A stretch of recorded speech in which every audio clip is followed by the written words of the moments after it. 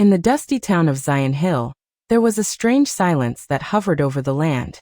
The people didn't notice it at first, but something had shifted. The birds sang less. Children laughed less. Dreams were darker. At the center of this town stood an old white church known as the House of Grace. Behind it lived a powerful intercessor named Mama Deborah. She was known far and wide for her gift of prayer and spiritual discernment. Mama Deborah had 2 daughters. Ada, the first daughter, was 23. People loved her voice in church. Sweet, soft, like honey on the tongue. She led worship with a fire that brought people to tears. Ruth, 21, was quieter, but she was deep. She read scriptures with understanding beyond her age. She dreamed often of shadows, rivers, fire, and a woman dressed in black who called her name at night. Their mother raised them in prayer and holiness. But even Mama Deborah could not see that the enemy had crept in silently. One evening, Ada left for choir practice. Or so she told her family. She wore a long skirt and a scarf. But once outside, she removed them and changed her clothes. She got into a sleek, black car parked at the end of the street. The man who drove it was called Kelvin, but he was no ordinary man. His eyes never blinked. His voice was soft but cold. And he always wore black. "Your voice opens gates," he once told Ada, smiling. "Sing for me. Only me. And I'll give you anything."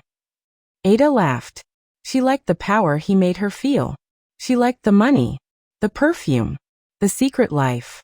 But every night after being with him, she would wake up choking.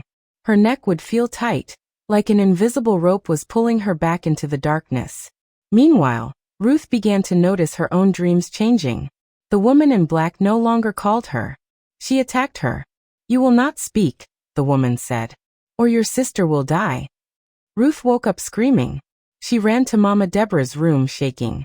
"Mama, something is wrong with Ada." Mama Deborah opened her Bible without a word. Psalm 91. Then she began to pray. During Sunday service, Ada was leading worship. The church was full. Her voice soared. People cried. Some even fell to the ground. But then something went wrong. Her voice cracked. She clutched her throat. Her eyes rolled back. Then she collapsed. People screamed. Ushers rushed to her. She began to shake violently, her mouth foaming, her body twisting like a snake. Mama Deborah stood, calm and firm. "Do not touch her," she commanded. She walked to the pulpit and lifted her hands. "Father, reveal the enemy." Ada screamed, louder than ever. The lights flickered. A dark shadow swept through the church. And then, Ada laughed. But it was not her voice.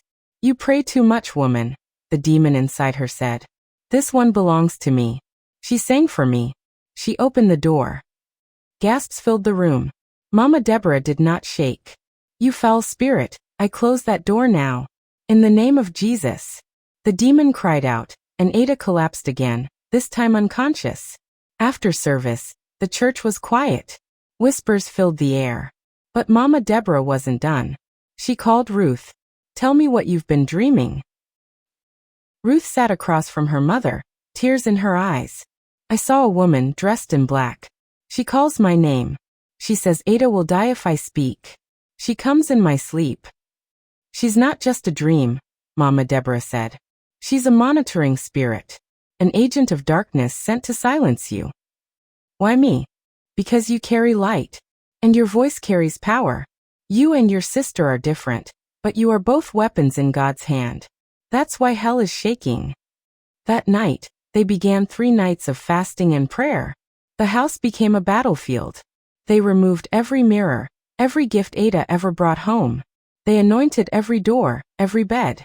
During the second night, while they prayed, the lights went off. Then a cold wind swept through the house.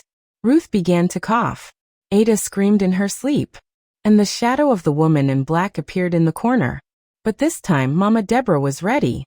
"You foul spirit, you've entered this house illegally. I break your hold in the name of Jesus." The woman's shadow laughed. "She came to me willingly," the spirit hissed. "She sang for us. She opened herself." Suddenly, Ruth stood and began to speak in a strange tongue. Her voice was deeper, bolder. The Spirit of God had taken over. "Leave now," Ruth declared. "This house belongs to Zion. The blood speaks louder.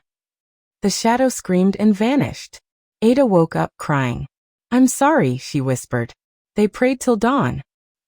Ada confessed everything. It wasn't just Kelvin, she said. There were others. Men.